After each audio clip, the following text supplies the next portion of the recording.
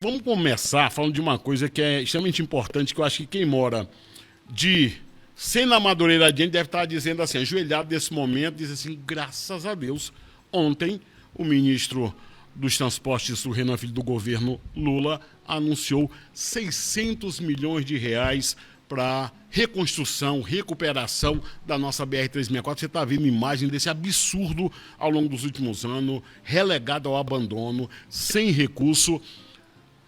Uma boa notícia para a gente encerrar a semana, uma notícia inclusive maravilhosa, diga-se de passagem, né? Verdade, Badoro. Eu vou começar pelo DENIT.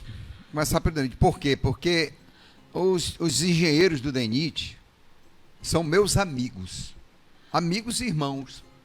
A gente, hoje à noite, por exemplo, a gente vai estar junto numa reunião. Então tem amizade, né? E eu conheço o trabalho. Então eu não estou aqui usando uma fonte política, estou usando uma fonte técnica. Né?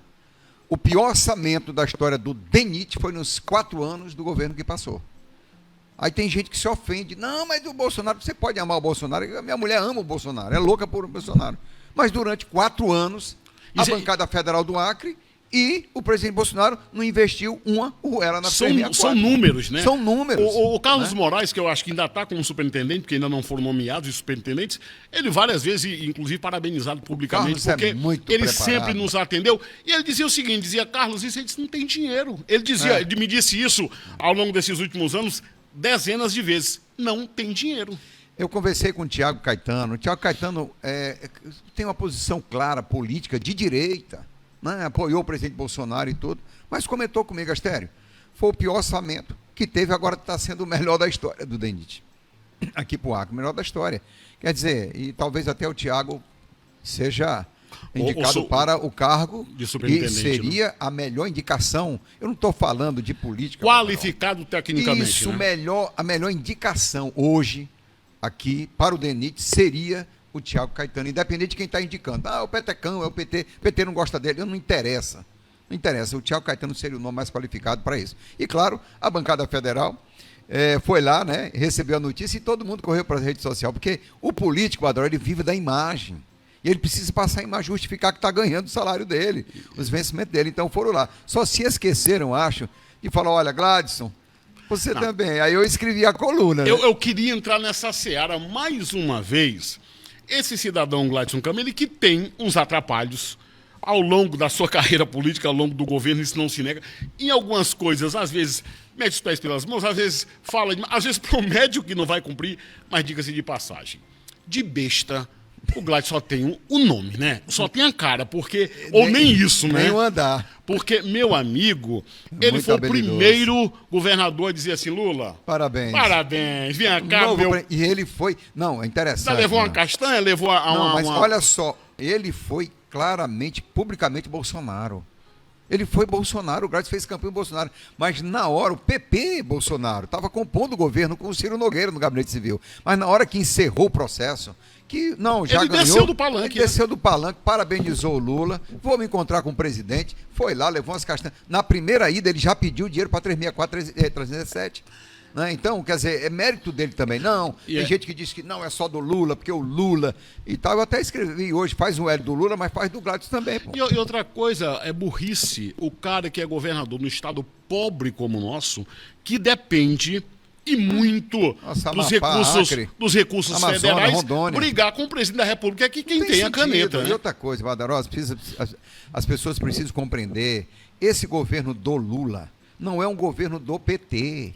Será que não deu para perceber? Gostando ou não, é o governo do Brasil. É um governo de movimento, como foi o Movimento Democrático Brasileiro, o MDB aqui no Acre com o Nabo Júnior, como foi lá em São Paulo com o Franco Montoro, como foi com José Sarney para presidente da República quando morreu Tancredo Neves. É um governo que agrega muitas correntes, tanto é que os ministérios são ocupados não só por petistas.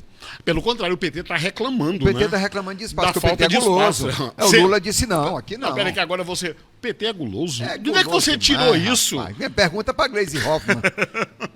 Pergunta para Gleisi Hoffmann, aquela paranaense ali, ela é forte, rapaz. Agora, a gente pegando por esse... Ainda esse gancho da BR-364, do anúncio dos 600 milhões, É irônico, né? A bancada acreana, toda Toda bolsonarista, 100% bolsonarista. comemorando, só faltou soltar fogos de Não, artifício. e não fizeram isso na gestão passada. Aqui nesta mesa, nós indagamos os pré-candidatos ao Senado. Todos, né? Doutora Wanda, Alan Rick, Márcio Pitar, todos indagamos. Por que não tem dinheiro para 364? A doutora Wanda, na época, deputado federal, disse, olha, vamos perguntar para o relator do O orçamento. homem do orçamento, que é o Márcio Pitar. Por que ele não fez isso? Ah, botou dinheiro para outros estados, não botou. E o Alan disse a mesma coisa. Agora, todos os bolsonaristas, não tem um que não seja, de repente, quem está liberando recursos no volume muito alto, que é 600 milhões, a gente diz, não, mas vai precisar de 2 bilhões, pelo amor de Deus, cara. Sim, mas assim, eu acho que não dá para reconstruir. Eu queria até falar também sobre isso, mas é um dinheiro. E aí me corrija. 600 milhões para quem tinha 60? É muita coisa. Meu e outra Deus, coisa. dá para fazer muita coisa. Dá para já? fazer muita coisa, dá para recuperar muito essa. Agora, sim, eu acho que a BR, você me corrija se a sua interpretação foi errada, e se tiver alguém técnico que corrija.